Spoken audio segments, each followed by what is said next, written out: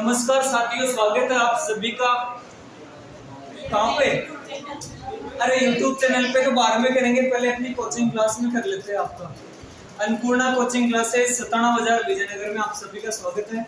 और उसके बाद ये क्लास अपलोड होगी, क्योंकि पहले तो पढ़ाई कहाँ पे जा रही है अन्नपूर्णा कोचिंग में। अरे YouTube पे तो बाद में अपलोड होगी, तो YouTube पे भी स्वागत है आपका इंग्लिश विद अजय चैनल पे। बता दूं मैं आपको चैनल का नाम, अगर अभी तक आपको मालूम नहीं है, सब्सक्राइब नहीं किया, तो सबसे पहले तो आप जब भी खोलोगे तो आपको ये टाइप करना होगा,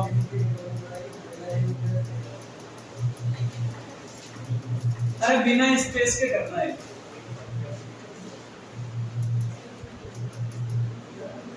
ये डालोगे तो मेरी इसी शर्ट में एक फोटो आ जाएगी, और उस वाले को आप सब्सक्राइब कर देना, ठीक है। @इंग्लिश विद अजय अपना यूट्यूब पे चैनल है, और अन्नपूर्णा कोचिंग क्लासेस नाम से भी चैनल है, उसको भी सब्सक्राइब कर दें। अब बिना देर किए हुए अपन जो है आज का टॉपिक शुरू करते हैं बालकों। तो आज का टॉपिक रहने वाला है आपका कौन सा? टेंस वाला। नॉर्मल जानकारी हमने कल पढ़ ली थी, और आज अपन उसके बारे में विस्तृत जानकारी पढ़ेंगे। तो बिना देर किए हुए अब अपन चालू कर देते हैं। क्या करेंगे? टेंस। क्या हुआ?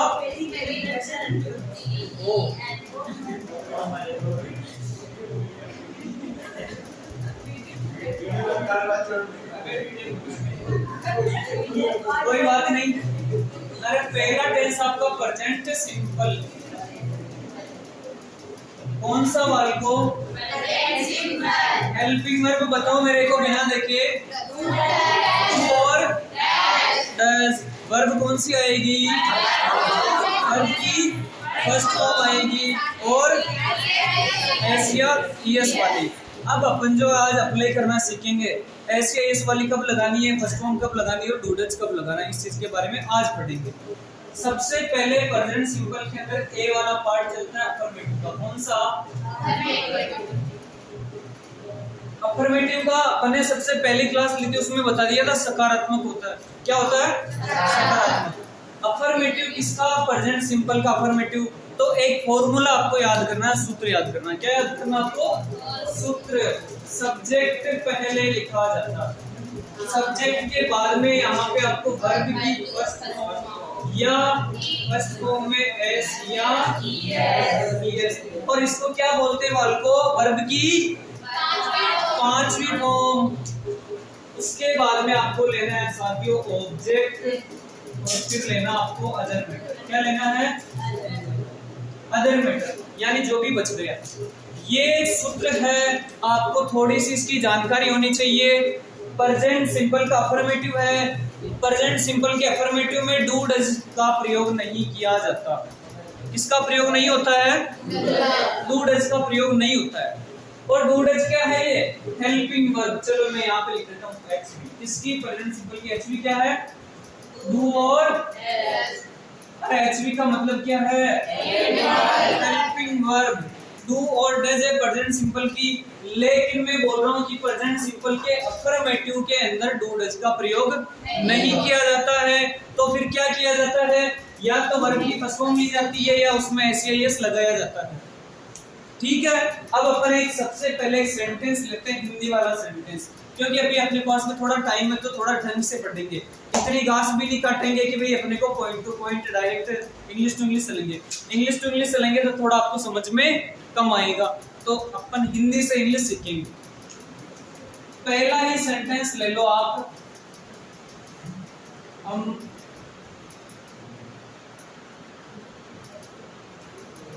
अंग्रेजी पढ़ते हैं। अरे राइटिंग उखाड़ी आ रही है, नजर मत लगा देना मेरी राइटिंग के। एक सेंटेंस लिया मैंने, मैं हिंदी इसलिए बता रहा हूँ क्योंकि अपन ने 2 क्लासों में जो भी पढ़ा वो चीज इसमें अप्लाई होनी चाहिए। सबसे पहले तो मैंने बताया था प्रेजेंट सिंपल के हिंदी वाक्यों की पहचान लास्ट में तातेती आता है। अरे क्या इसमें तातेती दिखाई दे रहा है आपको? सारणी के अंदर यही बताया था मैंने कि तातेती आपको हिंदी वाक्यों के अंत में दिखाई देगा, तो बिल्कुल दिखाई दे रहा है साहब। इसको इंग्लिश में ट्रांसलेट करना है। ये हिंदी में दिया हुआ है, इसको आप इंग्लिश कैसे बनाओगे वो मैं आपको सिखा दूं। क्योंकि मैंने कल आपको बताया था कि एक पर्सन ऐसा भी आ जाता है कि हिंदी से इंग्लिश बनाना होता। तो अपन यहाँ पे बनाते हैं। अफर्मेटिव है कि नहीं ये सेंटेंस, पहले ये बताओ। अरे सकारात्मक है, इतना तो समझ में आना ना। मैं इसमें हाँ का सेंस निकल रहा है भाई, हाँ हम इंग्लिश पढ़ते हैं। और अफर्मेटिव का सूत्र है, आप इस सूत्र के अकॉर्डिंग चलो, कहीं पे भी फेल नहीं होगे, डेफिनेटली आप इंग्लिश सीख सकते हो। ठीक है, सूत्र क्या बोल रहा है? सबसे पहले आपको सब्जेक्ट लिखना है। क्या लिखना है? सब्जेक्ट का मतलब क्या होता है? कर्ता। क्या होता है वाले को? और कर्ता यानी काम करने वाला। इस वाले वाक्य में काम कौन कर रहा है? पढ़ने का हम कर रहे हैं ना, ये हम, तो ये हम क्या हो गया? कर्ता हो गया, सब्जेक्ट हो गया। और इसको इंग्लिश में क्या बोलते हैं बाल को? वी। अरे क्या बोलते हैं? वी। एक चीज आपकी कंप्लीट है, भूल जो आगे क्या प्लस का चिन्ह दिख रहा है आपको, प्लस का चिन्ह यहाँ पे नहीं लगाना है, because we are reading English not math. ठीक है, गणित न पढ़ रहे हैं, अंग्रेजी पढ़ रहे थे, प्लस को चिन्ह जहाँ मिलेगा तो प्लस का चिन्ह अपने को नहीं लेना है। ये तो फॉर अंडरस्टैंड, समझने के लिए। वर्ब कौन सी हो रही है, क्रिया कौन सी हो रही है? अरे काम कौन सा हो रहा है यहाँ पे? पढ़ने का हो रहा है ना। और पढ़ने को क्या बोलते हैं वाल को? रीड बोलते हैं। क्या बोलते हैं? और रीड की स्पेलिंग क्या होती है? READ। ये तो हुई बाल को वर्ब की फर्स्ट फॉर्म, जो कि हम हमेशा लिखते आए हैं। यहाँ पे बोल रहा है या तो फर्स्ट फॉर्म आएगी या इसमें SES लगेगा। ये कौन सी फॉर्म है? चलो फर्स्ट फॉर्म तो लिख दी, लेकिन अब आपके कंफ्यूजन होगी कि SES लगाए या नहीं लगाए।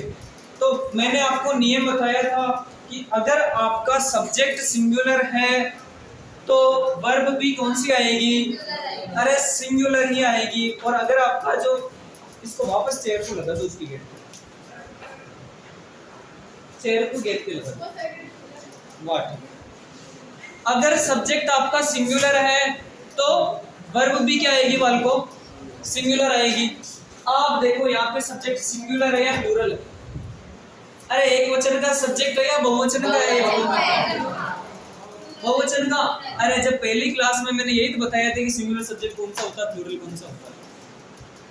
वी यू दे प्लूरल के सब्जेक्ट है। वी यू दे क्या है? प्लूरल के सब्जेक्ट। थोड़ा बहुत लेना अपने को, कोई पूरी क्लास नहीं यहाँ तक ही आएगा। हाँ। हम से इधर आएंगे। अच्छा ये जैसे बोर्ड की सीखनी। चलो तो अरे वी कौन सा सब्जेक्ट हुआ वाल को?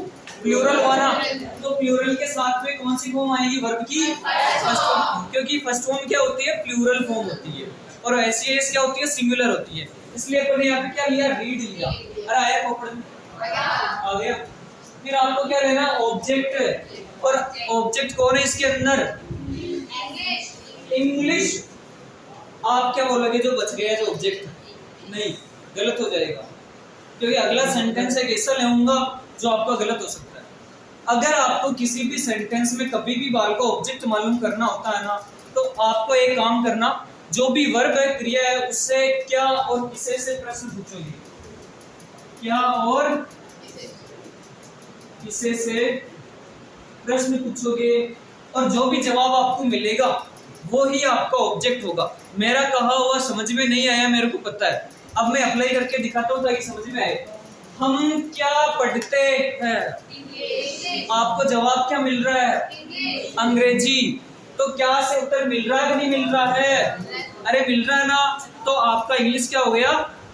ऑब्जेक्ट हो गया।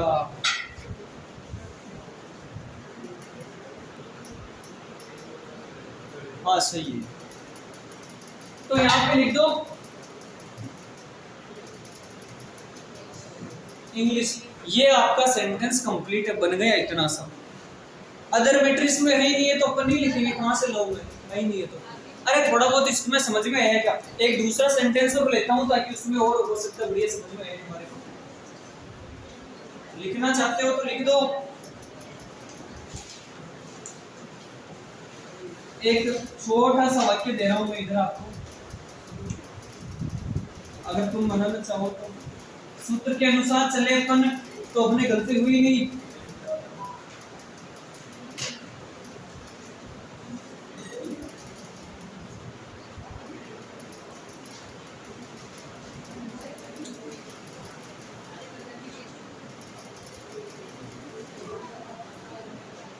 ये मैंने एक दूसरा सेंटेंस लिख दिया है, आप गांव जाते हो। पहले एक काम करो, समझ लो, उसके बाद में इकट्ठे लिख लेना। अरे ताकती आ रहा है तो कौन सा टेंस है? प्रेजेंट सिंपल है और अफर्मेटिव का दिखाई दे रहा है आपको, तो आपको सूत्र के अकॉर्डिंग चलना। सूत्र बोल रहा है सबसे पहले क्या लिखना आपको? सब्जेक्ट। इसमें काम करने वाला कौन है? कर्ता कौन है? आप। और आपको इंग्लिश में क्या बोलते हैं?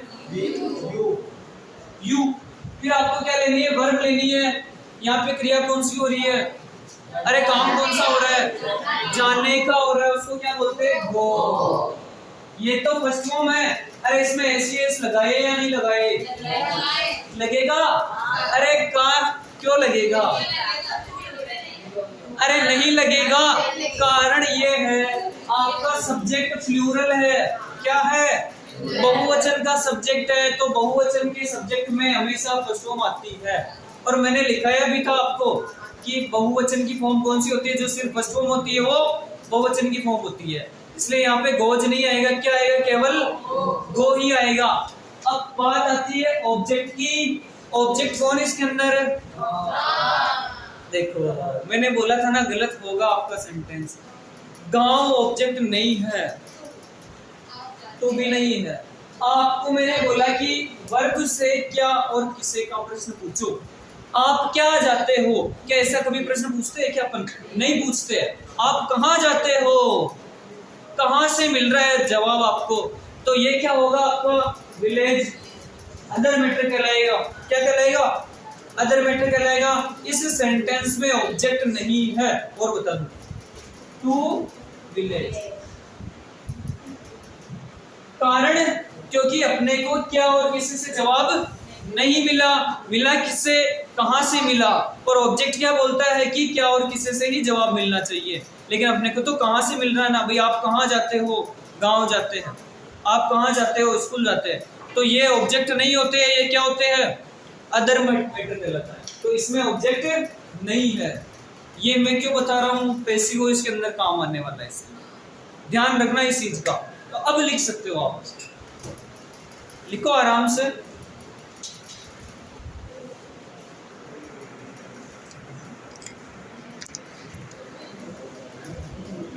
Have you written? अरे may I clean the board? Yes you may। बोलो yes you may। Yes, you may. Okay। Sentence नहीं दूंगा मैं आपको, घर के लिए दे दूंगा बाद में, क्योंकि टाइम बहुत लग जाएगा। अपन आगे चलते हैं। नेगेटिव पढ़ते हैं। कौन सा पढ़ते हैं? अरे नेगेटिव भी किसका? प्रेजेंट सिंपल का नेगेटिव। अभी अपन ने अफर्मेटिव कर लिया था, अब पढ़ेंगे कौन सा? नेगेटिव। और नेगेटिव का फॉर्मूला होता है बालको सब्जेक्ट। हेल्पिंग वर्ब आ जाएगी यहाँ पे। पहले तो एक काम करो, आप एक नोट डालो, जहां पे भी आपने छोड़ा था ना वहां पे एक नोट डालो, या ऊपर लिख लो आप प्रेजेंट सिंपल टेंस के प्रेजेंट सिंपल टेंस के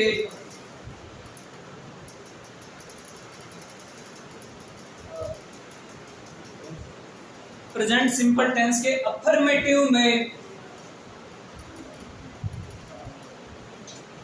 अफर्मेटिव और ब्रैकेट में लिख लेना सकारात्मक।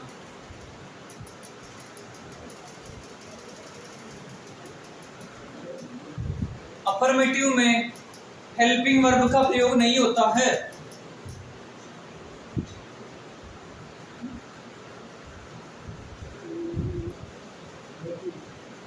हेल्पिंग वर्ब का प्रयोग नहीं होता है। अरे अपन ने किया है क्या? अभी नहीं किया था ना। डूडस का प्रयोग कहां किया था? नहीं किया था। नहीं होता है। ठीक है, अब आप नेगेटिव सीख लो। नेगेटिव का फॉर्मूला बोलता है कि सबसे पहले आपको क्या लिखना? वाल को सब्जेक्ट लिखना है। उसके बाद में आपको क्या करना है? हेल्पिंग वर्ब लेनी है। हेल्पिंग वर्ब क्या होती है? डू और डज होती है। और हमेशा ध्यान रखना नेगेटिव में तीसरे नंबर पे आपको नोट लेना। कौन से नंबर पे? तीसरे नंबर पे। पहला सब्जेक्ट, दूसरा हेल्पिंग वर्ब, थर्ड नंबर पे आपको नोट लेना है। और उसके बाद में आपको वर्ब की सिर्फ फर्स्ट फॉर्म लेनी है। वो ऐसी है, ये तो आपको वहीं पे भूल जाना है अफर्मेटिव के अंदर ही। यहाँ पे आपको सिर्फ फर्स्ट फॉर्म लेनी है। फिर आपको क्या लेना है? वर्ब को ऑब्जेक्ट लेना और आपको फिर अदर जो भी बच गया अफर्मेटिव वो ले लेना। ये फॉर्मूला है, सूत्र है। इस सूत्र के सारे इंग्लिश के सेंटेंसेस बनाए जाते हैं। अब अपन एक क्या लेते हैं, हिंदी का वाक्य लेते हैं। और हिंदी का वाक्य क्या है, वह है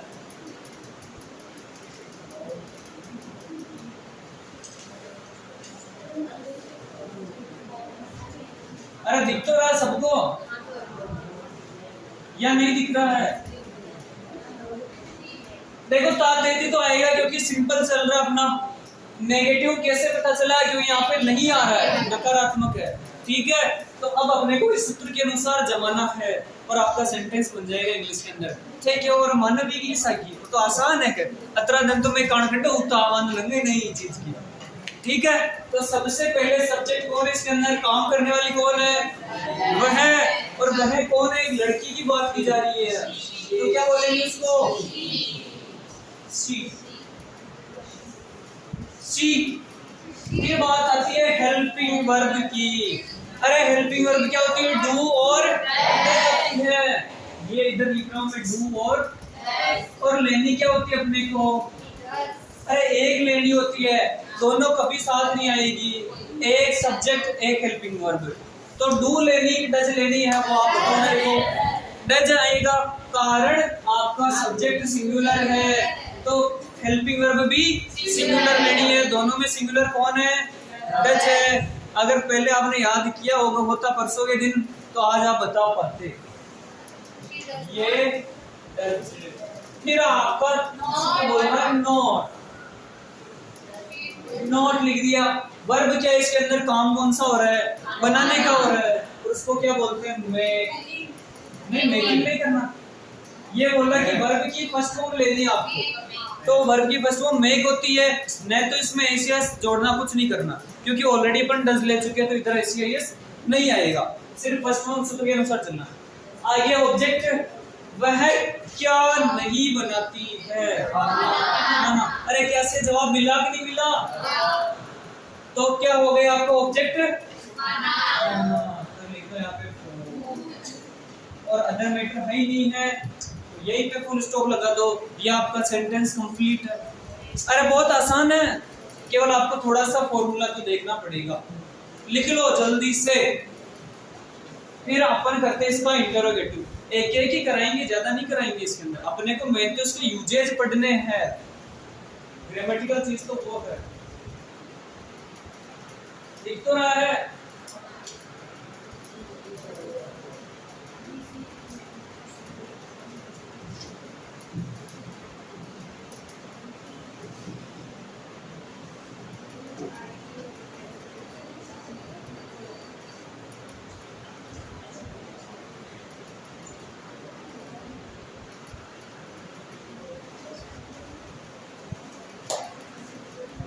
have you written? बोलो yes we have। अब जब मैं मिठू तब मना मत कर देना कि नहीं मैं तो नहीं लेके आ गया। मिठा दूं या बगाड़ दूं, बगाड़ दूं, चलो ठीक है भाई बगाड़ देता हूँ मैं। अरे बाल को बगाड़ दूं कि नहीं बगाड़ूं, चलो ठीक है।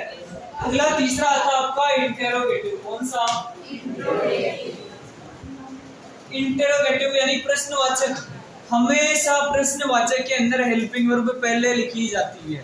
क्या लिखी जाती है, हेल्पिंग वर्ब पहले लिखी जाएगी, उसके बाद में आपको सब्जेक्ट लिखना है, फिर आपको वर्ब की फर्स्ट फॉर्म लेनी है और ये ऑब्जेक्ट लिखना है, अदर मैटर लिख देना और प्रश्नवाचक चिन्ह सबसे लास्ट में आ जाएगा, क्योंकि जब वाक्य ही प्रश्नवाचक है तो चिन्ह तो आना ही आना है। और आया खोपड़े में सबसे पहले क्या किया अपने, हेल्पिंग वर्ब लिख दी, सब्जेक्ट की जगह हेल्पिंग वर्ब और हेल्पिंग वर्ब को सब्जेक्ट की जगह लिख दिया और अपन एक सेंटेंस लेते हैं।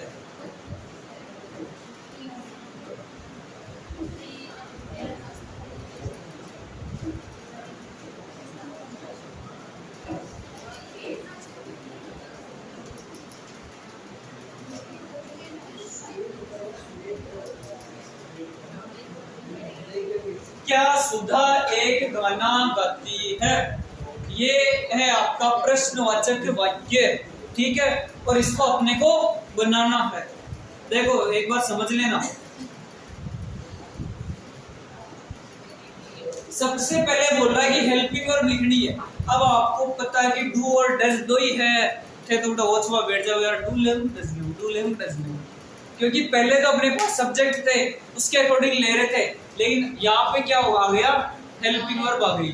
तो थे तो थे, अब तो खेल ले, तो खेल ले, तो आपको क्या करना है, खाई नहीं लेना है, क्या करना है, कुछ नहीं लेना है, जगह छोड़ दी हेल्पिंग वर्ब की जगह है।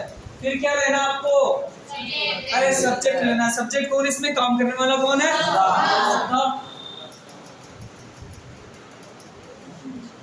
अब आपको हेल्पिंग वर्ब की पूर्ति करनी है। कारण सब्जेक्ट आपको पता चल गया तो हेल्पिंग वर्ब जो आती है हमेशा सब्जेक्ट के अनुसार ही आती है। सुधा एक वचन है, कारण मैंने बोला था एनी सिंगुलर नेम क्या होता है, एक वचन होता है। अरे एक वचन है तो एक वचन के साथ में क्या होता है, अब पता चल गया टू लेना डज लेना है, पता नहीं चले तो ऐसे पता पटक लेना। दो चीज कंप्लीट है। थर्ड कौन सी इसके अंदर क्रिया कौन सी हो रही है, ये वाली गाने की, मैं इस गाने की बात नहीं कर रहा हूँ, ये। और इसको क्या बोलते हैं, सिंग। सिंग नहीं सिंग होता है, ठीक है। और फर्स्ट फॉर्म लेनी है, कौन सी फॉर्म लेनी है, ये अपन ने फर्स्ट फॉर्म में ली है सिंग ऑलरेडी।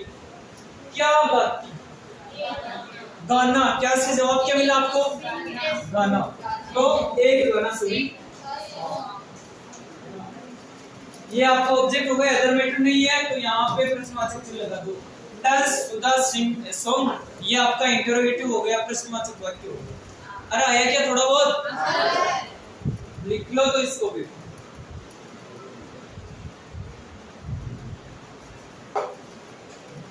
विशेष चीज सीखने वाले बहुत जल्दी, हाँ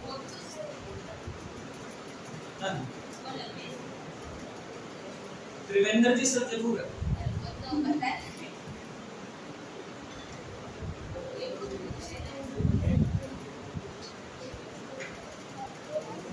अरे लिख लिया।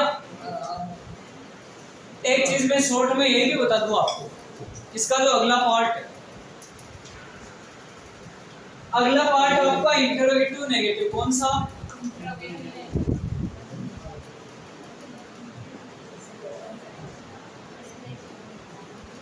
काला दिखे भी नहीं तुम्हारे, थोड़ा ले लेते हैं ना।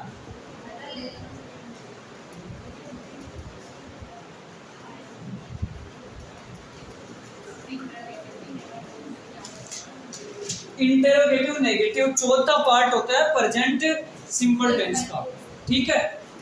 कोई बड़ी बात नहीं इसके अंदर, आपको क्या करना है, सेम फॉर्मूला लिखना है। इंटरोगेटिव है तो हेल्पिंग वर्ब बाहर आ जाएगी, सब्जेक्ट आ जाएगा, और नेगेटिव है तो थर्ड नंबर पे आपको नोट डाल देना है। थर्ड नंबर कौन सा इसमें, सब्जेक्ट के बाद में, देखो मैं लिख ही देता हूँ। इंटरोगेटिव तो हेल्पिंग वर्ब क्या आएगी, बाहर आ जाएगी, सब्जेक्ट आ गया, और नेगेटिव भी है तो नोट आ गया थर्ड नंबर पे, और बाकी आगे कोई भी अंतर नहीं आएगा।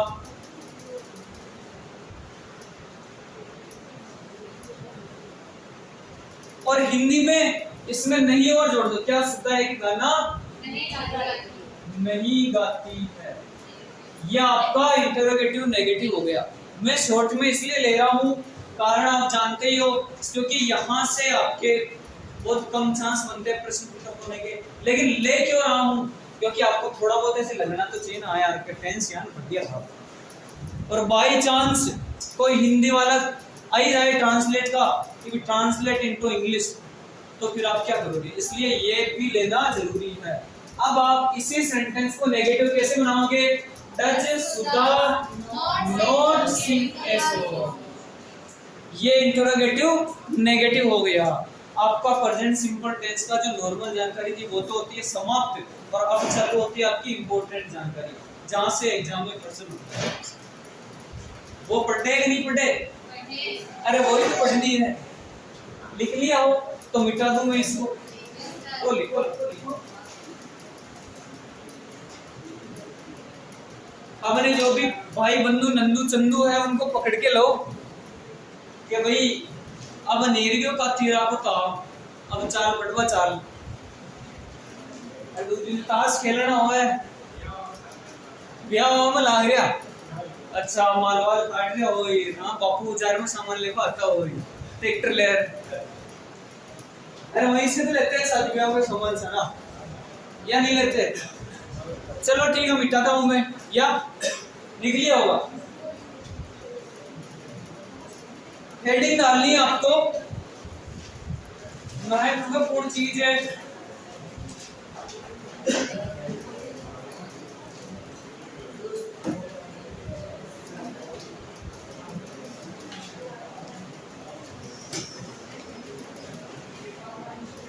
Use of present simple tense यानी कि कहां पे प्रेजेंट सिंपल टेंस का उपयोग होता है और यहीं से आपके प्रश्न एग्जाम में आता है। तो पहला लिखो नियम, पहला नियम लिखो आप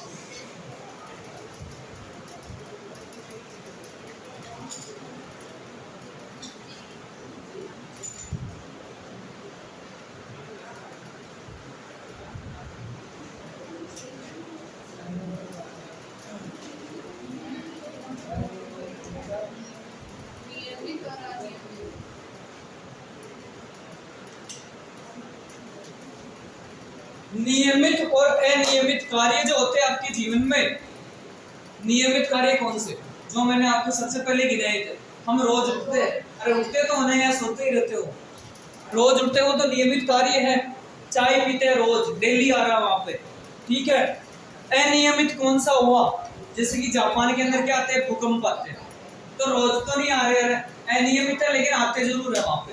तो नियमित और अनियमित कार्य जहां पे भी आए वहां पे आपको प्रेजेंट सिंपल टेंस का यूज करना है। पहला इसके अंदर एग्जांपल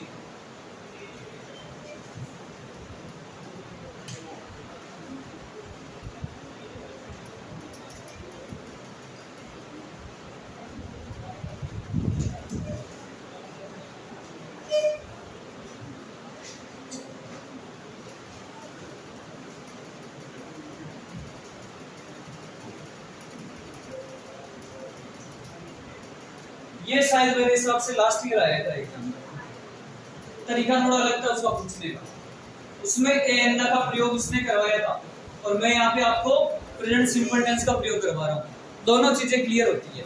एक सेंटेंस लिखा मैंने आपके सामने कि आई blank for a walk daily, और लास्ट में जो है ब्रैकेट में गो दे रखी है। आपको क्या हिंदी अर्थ आना चाहिए किसी भी सेंटेंस का। हिंदी अर्थ अगर आता है तो आपको भरने में थोड़ी आसानी रहेगी। सबसे पहले तो मैं बता देता हूँ आपको कि जहां पे डेली वर्ड दिख जाए प्रेजेंट सिंपल टेंस आएगा। डेली यानी रोज, यानी नियमित कार्य की बात कर रहा है। मैं रोज क्या, देखो आई यानी होता है मैं, और यानी होता है के लिए, वो क्या नहीं होता है घूमना, और डेली यानी होता है रोज, और गो यानी होता है जाना। अब ये टूट गए शब्द सारे, अब इनको जमाना अपवाना चाहिए। मैं रोज घूमने के लिए जाता हूँ, ये नियमित कार्य को शो कर रहा है नहीं कर रहा, बाल को कर रहा है। तो आपको इसमें क्या करना है, प्रेजेंट सिंपल टेंस भरना है। और प्रेजेंट सिंपल टेंस किसमें भरना है, इसमें भरना है। तो यहाँ पे क्या आप प्रेजेंट सिंपल लिखोगे क्या, अरे नहीं, इस वर्ब के अंदर आपको क्या ऐड करना है वो आपको आना चाहिए।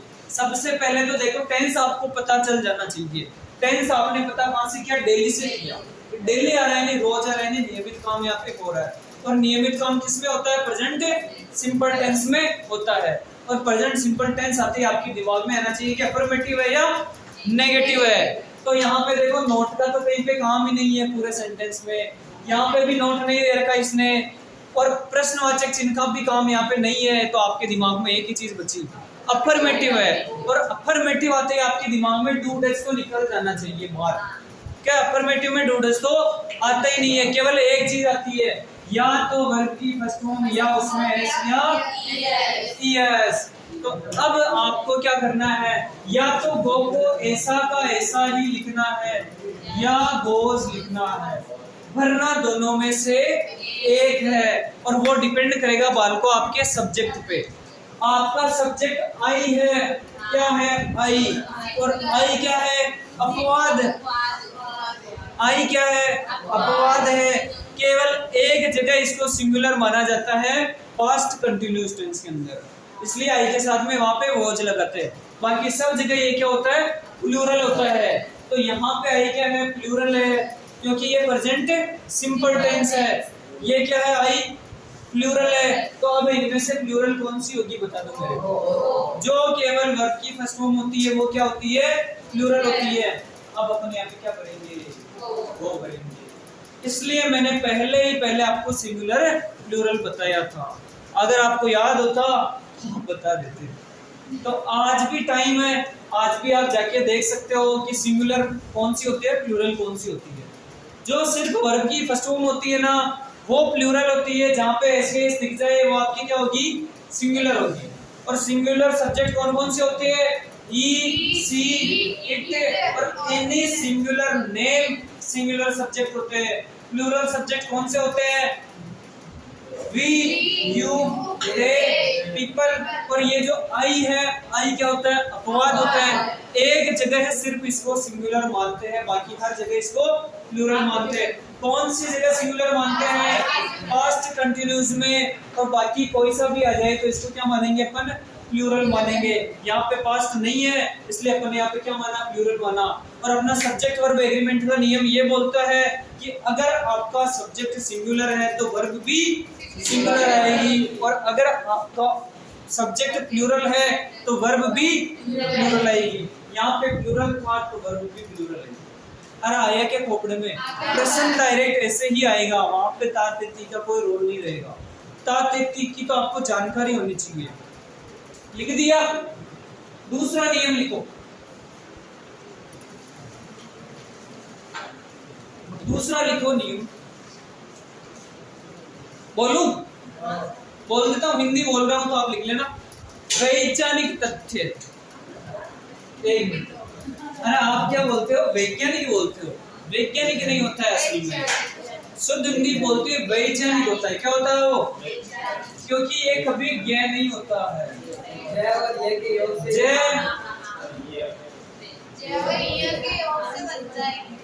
इससे बनता है। ठीक है, तो क्या हुआ वो? वैज्ञानिक पढ़ोगे आप। क्या पढ़ोगे आप? वैज्ञानिक पढ़ोगे। लिखो वैज्ञानिक तथ्य, जिसको इंग्लिश में क्या बोलते हैं? Scientific fact.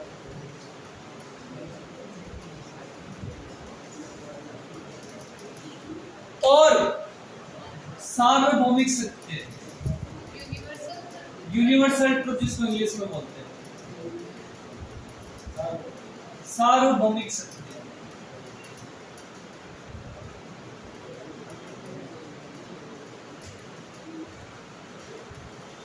आने पर प्रेजेंट सिंपल टेंस का प्रयोग होता है भाई। अब देखो वैज्ञानिक तथ्य क्या हुए? अरे जितने भी विज्ञान के तथ्य चलते हैं कि भाई 100 डिग्री पे पानी उबलता है, उबलता ही है, कोई जमता थोड़ी है 100 डिग्री पे।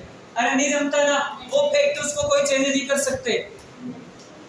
तो आप एग्जांपल लिख सकते हो उसके अंदर, वाटर एट 100 डिग्री सेल्सियस। और आपको यहाँ पे दिया है बॉइल। ये आपको ऐसा का ऐसा बाई चांस एग्जाम में आ जाए, आपको भरना है। सबसे पहले तो मैंने क्या बोला? टेंस का पता करना है। इसमें कौन सा टेंस भरा जा सकता है? पढ़ के देखोगे, थोड़ी बहुत हिंदी करना आती है तो आपको आसानी रहेगी। आप देखो यार, वाटर यानी पानी है, टेम्परेचर भी दिएडो है, और बॉइल यानी क्या होता है? उबलना दे रखा है।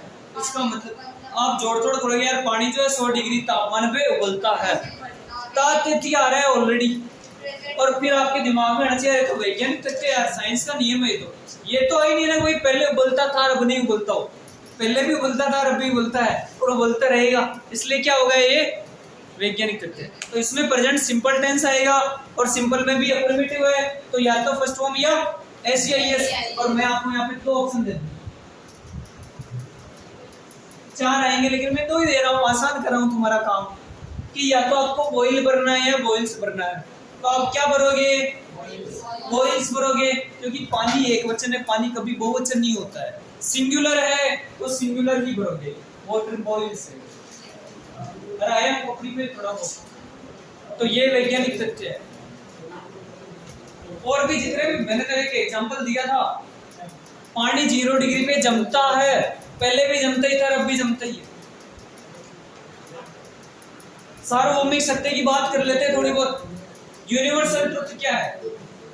ऐसी चीज जिसको हम बदल नहीं सकते। गोल है वो विजयमान में चला जाएगा 38 राउंड। लेकिन पृथ्वी सूर्य के चक्कर लगाती है। अरे पहले भी लगाती थी, अब भी लगाती है। सार्वभौमिक सत्य है ना, कोई बदल नहीं सकता। तो वो किस में चला जाएगा? आपके प्रेजेंट सिंपल में। एक और लिख दो,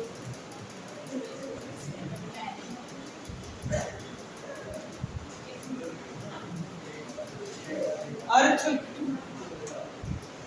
और यहाँ पे द सन, और ब्रैकेट में दिया आपको राउंड। और राउंड यानी क्या होता है? चक्कर लगाना। The earth rounds the sun. S लगेगा, क्यों? अरे चक्कर तो है, अरे पृथ्वी तो एक ही है, सिंगुलर ही है, तो सिंगुलर में आपको एस लगा देना है। द अर्थ राउंड्स द सन। तो ये थी बालको आपके प्रेजेंट सिंपल की। लेकिन इसमें कुछ और है, थोड़ा अभी खत्म नहीं करेंगे। एक चीज इंपॉर्टेंट है, पहले इसको लिख लिया, आगे बढ़े। प्रश्न यही से आता है तुम्हारे। एक्सरसाइज तो बहुत है मेरे पास, चिट्ठी बना के लाया हूँ पूरी। चिट्ठी पुराना जमाना में चिट्ठिया हुई, आजकल तो ऐसा का चाल गया। तक प्राचीन काल में तो कबूतर की टांगड़ी की बांध के बेचते थे, जा रहे मेरा खत ले जा। फिर उसके बाद थक मा के जान का बचवा ला, 1 रुपए की घोड़ी दराम वो कागज पलाना देते थे। अरे ये जमाना किसी ने देखा है क्या? अरे नहीं यार बालको, तुम ये बात मत करो। अरे तुमने नहीं किया, देखा तो है ना, मैं करने ही थोड़ी बोल रहा हूँ, देखा तो है ना, जब थे लेटेस्ट ही हो। हाँ चलो छोड़ो। अब तीसरा नियम लिखो, प्रेजेंट सिंपल का थर्ड नियम लिख दो। टाइम हो गया क्या? अच्छा फोन तो ये पड़ा, मैं जो उधर संभाल रहा। 2 बज गई। अरे तुम्हारी मोटर कितनी बजे आती है? 2 बजे। When does your bus come? कोई भरोसा नहीं। तो चलो लिख ही लो ना, कल 2 बजे छोड़ा था, लिख लो।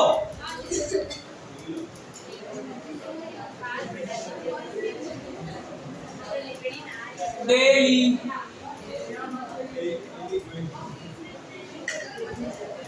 seldom never always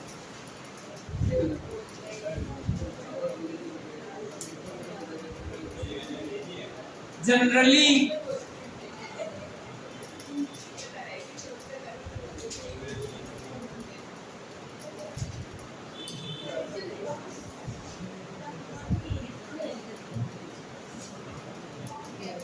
every day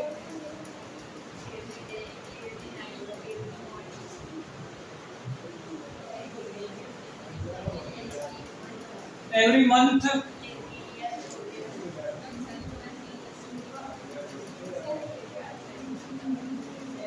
every year। ये क्या होता है? ईयर नहीं होता है, क्या होता है? ईयर होता है। लिख दूं मैं आपको, शायद गए साल बताया था तुम्हारा, पुराने वालों को प्राचीन काल की बात को तो याद है।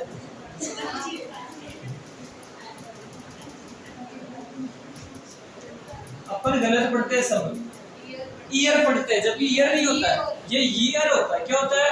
ईयर। एवरी ईयर हो गया, एवरी मॉर्निंग वगैरह कर सकते हो, नाइट।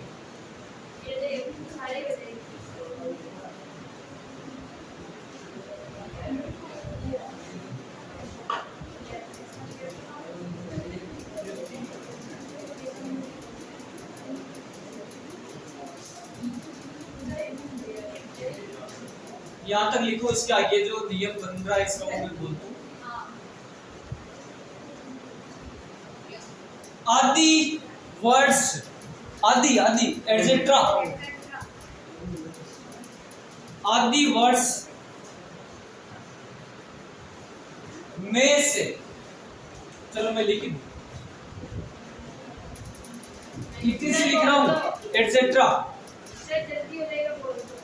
वर्ड्स में से, आदि वर्ड्स में से कोई भी किसी सेंटेंस में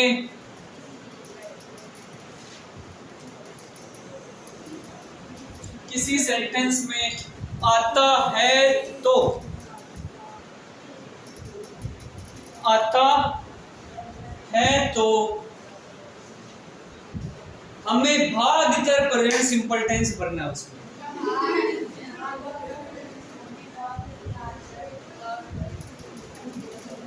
आदि वर्ड्स में से कोई भी वर्ड किसी सेंटेंस में आता है तो हमें भाग कर प्रेजेंट सिंपल टेंस भरना है। अरे भाग के कहाँ जाओगे, वहां तो बैठे ही रहोगे।